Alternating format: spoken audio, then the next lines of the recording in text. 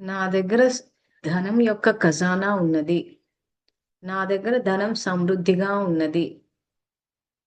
So, ఈ సంకల్పాన్ని చెయ్యండి. చేసినప్పుడు ఏమవుతదంటే, మీకా అవకాశాలొస్తాయి. పరిస్థితులు మారతాయి. సో, ఇప్పుడు మన యొక్క పరిస్థితి ఏంటంటే, ఇలా డబ్బు వెనకాల పరిగెడుతున్నాం. మీకు సబ్జెక్ట్ ఏదన్నా చూసినప్పుడు బాగా గుర్తుంటదని చిత్రాలు గూడా తయారు చేశాము. ఇక్కడ ఇప్పుడు పరిస్థితి ఏంటంటే, డబ్బు వెనకాల పరిగెడుతూ ఉన్నాం. సో, ఎప్పుడైతే నా దగ్గర ధనం సమృద్ధిగా ఉన్నది అని సంకల్పం చేసినప్పుడు అవకాశాలొస్తాయి. అవకాశాల్ని వినియోగించుకోవాలి. ఆ వినియోగించుకున్నప్పుడు ఏమైద్దంటే డబ్బు మనల్ని వెతుక్కుంటూ వస్తది. ఇంక దాని వెనక మనం పెరగట్టాల్సిన అవసరం లేదు. సో, డబ్బు సంపాదించడం అన్నది పవిత్ర కార్యం అది. సో, అది ధర్మ మార్గంలో చెయ్యాలి. సో, ఇప్పుడు మన పరిస్థితి ఏంటంటే డబ్బు వెనకాల పరిగెట్టేసరికి వస్తోందది. వచ్చినా గాని ఒకటే టెన్షన్. ఇప్పుడు ఇతని మొహం చూస్తే ఎంతో టెన్షన్ ఉంది. డబ్బుంది. కానీ పరిగెట్టడం అవుతోంది. అలసిపోతున్నాం అందుకే. సో, డబ్బు సంపాదన అన్నది అలసటతో కూడుకున్న పనయిపోయింది.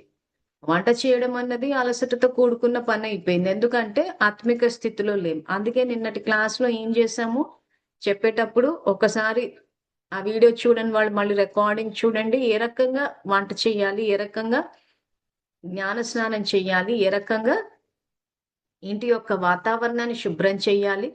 వంట చేసేటప్పుడు ఏం ఆలోచించాలి? ఇవన్నీ చేస్తే అలసట అన్నది పోతది. సంతోషము స్థిరంగా ఉంటది. కర్మయోగులం అయితే స్థితప్రజ్ఞ స్థితికొస్తాం. సో, ఇప్పుడు డబ్బు సంపాదించడం గూడా పవిత్ర కార్యమే అది. సో, ఇక్కడ మనం ఏంటంటే బియాండ్ పాజిటివిటీ, బియాండ్ ఫిజికాలిటీ ఇవన్నీ ఆలోచించేటప్పుడు అని చెప్పుకుంటున్నాం కాబట్టి, ఇక్కడ భగవద్గీతలో మానవత్వం గురించి చెప్పలేదు. దైవత్వం గురించి చెప్పారు. అంటే హ్యుమానిటీ నుంచి డివినిటీ వైపు వెళ్ళాలి. మానవత్వం నుంచి దైవత్వం వైపు వెళ్ళాలి. సో, ప్రతీది పవిత్ర కార్యమే. సో, డబ్బు సంపాదించడం గూడా పవిత్ర కార్యం. అది గనక ధర్మ మార్గంలో చేస్తే, అదే మనల్ని వెతుక్కుంటూ వచ్చినప్పుడు సంతోషం అన్నది శాశ్వతంగా ఉంటది. అంటే ఇంక డబ్బు సంపాదన అన్నది శ్రమ కాదది. అది వస్తుంది. సో, బయట పరిస్థితులు జూసి ఇట్లాంటి పరిస్థితులు ఎలా సంపాదిస్తాం అని చెప్పి మళ్ళీ బయట పరిస్థితులు చూడొద్దు. బయట పరిస్థితులు అలాగే ఉంటాయి.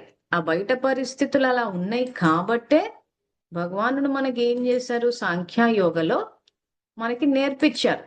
ఎక్కడ నేర్పిచ్చారు? 2వ అధ్యాయంలో ఈ తాబేలు ఉదాహరణతోటి మనకు నేర్పిచ్చారు. ఏమని నేర్పిచ్చారు? మీరు బయట చూస్తే మీకు ప్రొటెక్షన్ ఉండదింక. ఇంగో ఇక్కడ స్క్రీన్ మీద వేసి చూపిస్తున్నారు. ఇది 2వ అధ్యాయంలో 58వ శ్లోకం నుంచి 68వ శ్లోకం వరకు మనం ఆల్రెడీ చెప్పేసుకున్నాం. ఒక్కసారి మళ్ళందరికీ గుర్తు చేస్తున్నాను.